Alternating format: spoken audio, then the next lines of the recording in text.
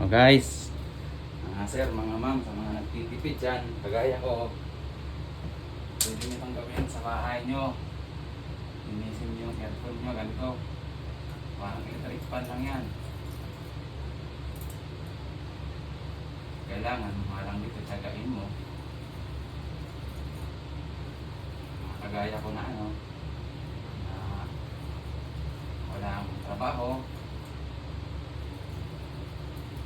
aircon dahil kay misis, pero wala kaming pampalinis, pero may oras ako. Yun ang kagandahan dun. Kaya ito, kahit matagal, mabusisi,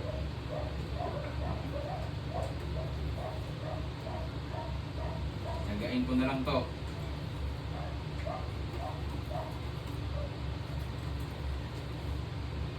Sa mga kagaya ko dyan, pwede nyong gawin to.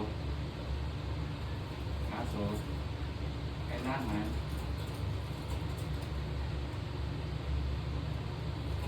mag-ingat din, magandaan din, kagaya natin. Hindi naman tayo mga professional. Hindi naman tayo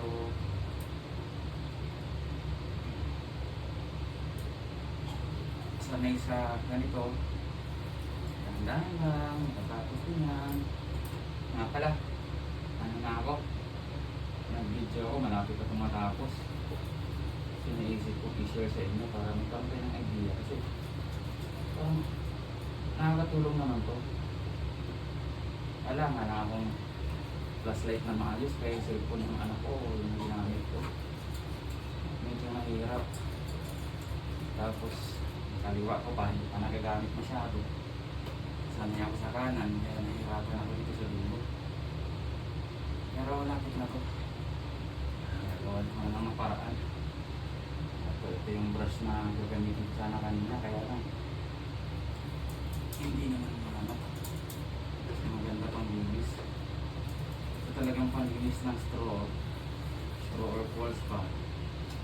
Yung magandang ano, panlinis dito. Nalapit na ako, makakatuwak naman. Sigurado ito, malamig ito kasi dumi, maalikabok lang naman eh. Parang electric fan lang yan ba? Fan din ko eh. Fan nga lang kapag malakas yung lamig, pero pag madumi na hindi na fan. Sad na. Kasi kailangan mong i-20 bago lumamig. Samantalang pag malinis, pwede naman 24. 25, ano. Ayun, natapos ko na. Nakakatuwa naman. Papakita ko sa inyo yung mga nalinis ko, yung mga alikabok namin naging resulta sa paglilinis. Sa baba, ayusin ko yan. Grabe. Okay lang yan. Importante. Hindi tayo gagastos ng 1.5. Sayang din eh. May oras ka naman at matyaga ka. Ayan, yung grabe yung alikabok talaga. Kasi 4 months, 5 months yata itong hindi nalinis yung aircon namin. Oh, ayan oh. Grabe oh. Tapos tingnan nyo yung ilisi doon, nakakatuwa. Tingnan nyo yung ilisi kanina, grabe sobrang dumi talaga. Ngayon mga agyo-agyo na lang, maliliit na lang yan. Pwede na sa vacuum yan kasi nagalaw na yan eh. Pag i-vacuum mo yan, ihigupin na yan lahat. Tapos punas-punas. Oo, nahulog pa yung cellphone ko. Ay, sorry, buti na lang nahawakan ko ang bilis ng kamay ko. Kasi sayang. Nagtitipid ka nga, nahulugan ka naman ng cellphone.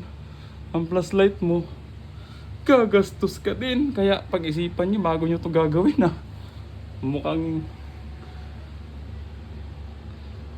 hindi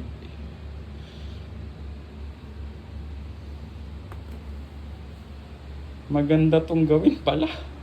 Kailangan pala may gamit ka na flashlight, headlights ba yon? Ilagay mo sa noo mo, itikit mo sa noo, tapos yan na. Sobrang dumi na ng higaan ko. Halikabok na. Vacuum na lang to guys. Ito, madali na lang to eh. Basic na lang yan. Mga kaha-kaha ng ano, ng aircon, paligid niyan. Pwede na punas-punas yan.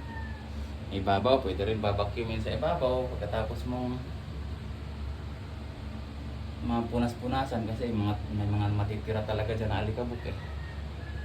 Bye bye. Thank you.